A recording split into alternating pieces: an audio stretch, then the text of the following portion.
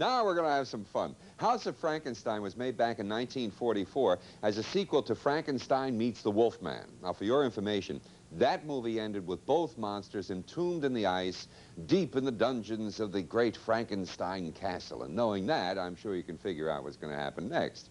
Maybe not. Watch the movie. For horror fans, this movie has everything. It's got the Frankenstein monster, it's got the Wolfman, it's got a mad doctor, it's got a hunchback, it's got everything. Now, there was some talk of writing a mummy into the script, but somehow or other the mummy never got in. The only problem that they did run into is that Boris Karloff and Lon Chaney couldn't play all the roles you might associate with them.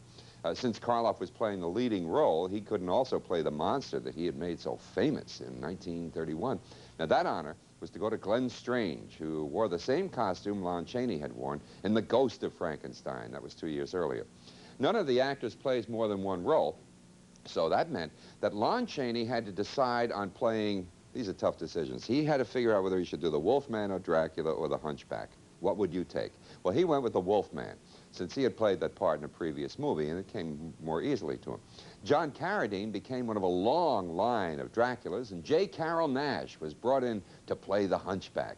All right, let's go to Europe, where an evil doctor is about to escape from prison and join all of his favorite creatures in the House of Frankenstein.